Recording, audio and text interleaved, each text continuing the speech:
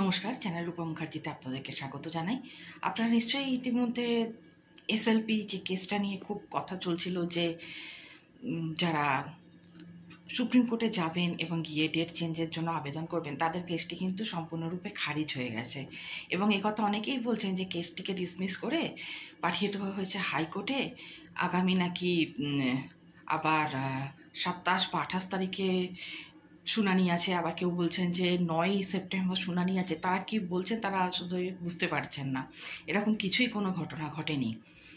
যে কেসটিকে পাঠানো হয়েছে সেটি হলো, নামটি আমি এই মুহূর্তে মনে করতে পারছি না সেই ক্যান্ডিডেটের, তিনি চ্যালেঞ্জ করে কেস করেছিলেন যে কোর্ট আনকোর্ট তিনি কোন লিস্টে রয়েছেন, অযোগ্য লিস্টে, টেন্টেড ক্যান্ডিডেট লিস্টে, নাকি তিনি যোগ্য লিস্টে রয়েছেন।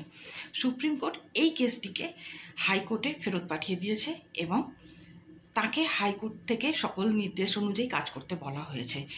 কিন্তু এসএলপির যে অ্যাকচুয়াল কেসটি, যেটি পরীক্ষার দিন পিছিয়ে দেওয়ার জন্য করা হয়েছিল, সেটিকে সম্পূর্ণরূপে খারিজ করে দেওয়া হয়েছে। তাই যারা পড়াশোনা করছেন তারা পড়াশোনা করুন, যারা এখনও বসেননি সময় আছে অল্প কয়েকদিন হাতে, শিগগির পড়াশোনা করতে বসুন। পরীক্ষা পিছনোর যে সম্ভাবনা সেটা কিন্তু প্রতিদিন ক্ষীণ থেকে ক্ষীণতর হয়ে আসছে। এটাই ছিল আজকের আপডেট। দেখা হচ্ছে পরের ভিডিওতে। নমস্কার।